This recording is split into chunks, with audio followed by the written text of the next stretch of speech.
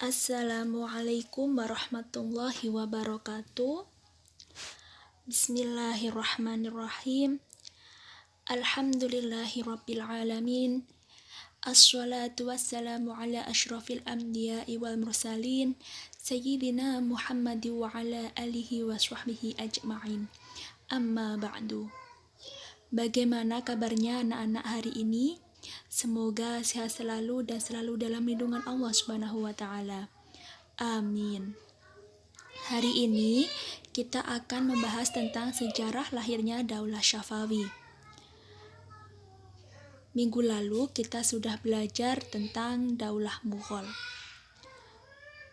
Baik, sebelum pembelajaran hari ini kita mulai, alangkah baiknya kita awali dengan doa sebelum belajar. Berdoa mulai. A'udzu billahi minasyaitonir rajim. Bismillahirrahmanirrahim. Raditu billahi rabba wa bil islami dina wa bi Muhammadin nabiyyan wa rasula. Rabbi zidni ilma warzuqni fahma. Amin. Baik, adapun tujuan pembelajaran hari ini adalah agar peserta didik dapat mendeskripsikan bagaimana sejarah lahirnya Daulah Syafawi di Persia.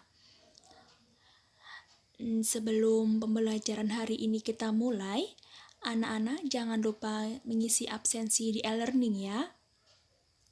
Baik, langsung saja ke materi yang pertama, sejarah lahirnya Daulah Syafawi di Persia. Dinasti Syafawi berkuasa antara tahun 1501 sampai 1722 Masehi. Daulah Syafawi merupakan kerajaan Islam di Persia yang cukup besar. Daulah Syafawi di Persia baru berdiri pada waktu Daulah Utsmani sudah mencapai puncak kejayaannya. Sebelum akhirnya terbentuk Daulah Syafawi, awalnya berasal dari sebuah gerakan tarekat atau aliran dalam dunia tasawuf atau sufisme yang berada di Ardabil. Gerakan tarekat ini diberi nama Tarekat Safawi yang diambil dari nama pendirinya yaitu Syafi ad-Din. Tarekat Safawi mengalami dua fase pertumbuhan, yaitu ada di bidang keagamaan dan di bidang politik. Pada tahun 1301 sampai 1447 Masehi, gerakan Safawi masih murni gerakan keagamaan dengan tarekat Safawiyah serta memiliki pengikut yang sangat besar. Pada fase pertama yang bergerak di bidang keagamaan, tarekat Safawi tidak mencampuri masalah politik sama sekali. Dalam fase ini, tarekat Safawi memiliki dua corak, yaitu yang pertama pada masa pimpinan Safiuddin Ishaq pada tahun 1301 sampai 1344 Masehi dan anaknya Sadruddin Musa pada tahun 1344 Masehi sampai 1399 Masehi. Kemudian berubah menjadi Syiah pada masa Khawaja Ali pada tahun 1399 sampai 1427 Masehi. Perubahan ini dikarenakan bertambahnya pengikut Syafawi di kalangan Syiah, sehingga kepemimpinannya berusaha menyesuaikan diri dengan aliran mayoritas pendukungnya. Pada mulanya, tarekat tasawuf bertujuan untuk memerangi orang-orang ingkar, kemudian memerangi golongan yang mereka sebut ahli bid'ah. Tarekat Safawi ini semakin penting, terutama setelah ia mengubah bentuk tarekat itu dari pengajian tasawuf murni yang bersifat lokal menjadi gerakan kenamaan yang besar pengaruhnya di Persia, Syria, dan Anatolia. Lalu, pada fase yang kedua yang bergerak di bidang politik, mulai tampak pada masa kepemimpinan Junaid pada tahun 1447 sampai 1460 Masehi. Tarekat Safawi dalam memperluas gerakannya dengan menambahkan kegiatan politik pada kegiatan keagamaan. Namun dalam perluasan ini menimbulkan konflik antara Junaid dengan penguasa Karakoyunlu atau Domba Hitam. Dalam konflik tersebut, Junaid kalah dan diasingkan ke suatu tempat. Di tempat pengasingan tersebut, Junaid mendapatkan perlindungan dari penguasa Diyarbakir, yaitu Akoyunlu atau Domba Putih. Di tempat pengasingan yaitu di Istana Uzun Hasan, beliau tidak tinggal diam. Beliau menyusun rencana kegiatan untuk kemudian beraliansi secara politik dengan Uzun Hasan. Pada tahun 1459 Masehi, beliau berusaha merebut Ardabil dan Sircasia, namun usahanya gagal. Bahkan pada tahun 1460, beliau wafat karena terbunuh. Kemudian pemerintahan digantikan oleh anaknya yang bernama Haidar.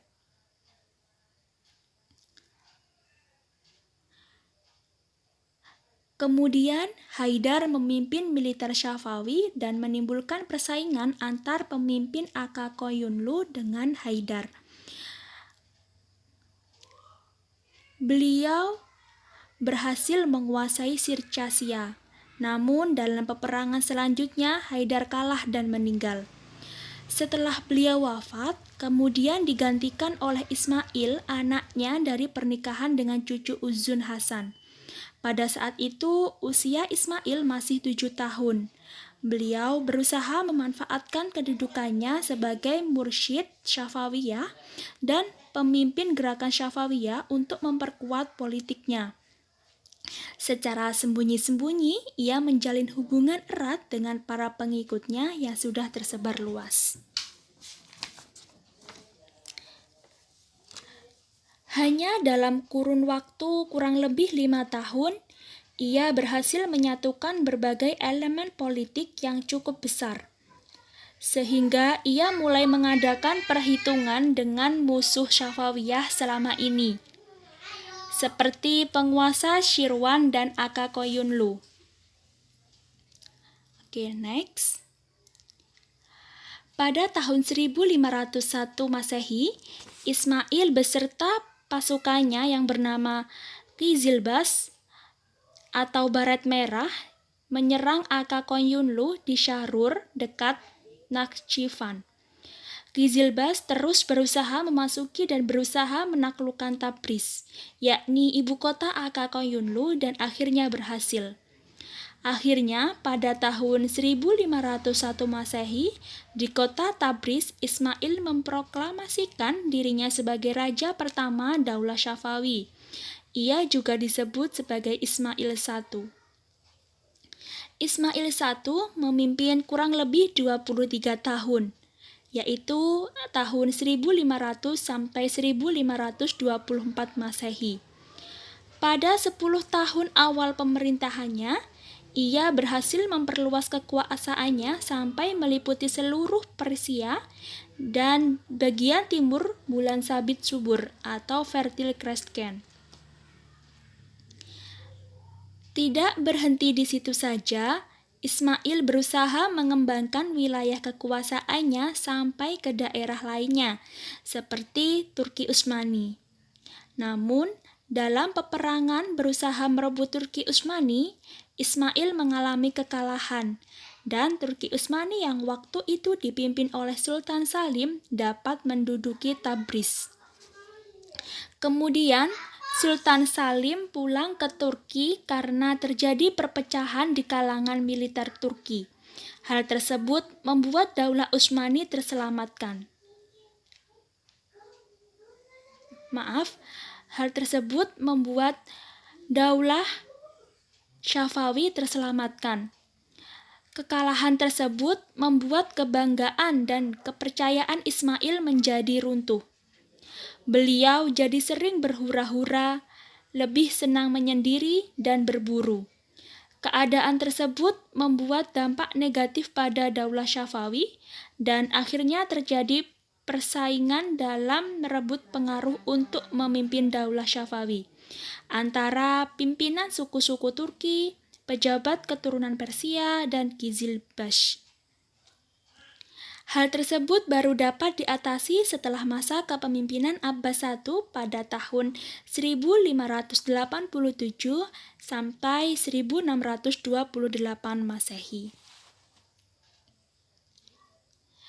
Baik, adapun kesimpulan dari materi hari ini yaitu sebelum Daulah Syafawi terbentuk, sebelumnya sudah ada gerakan Tarekat Syafawiyah yang dipimpin oleh Safi al-Din berdiri di daerah Ardabil, kota Azerbaijan.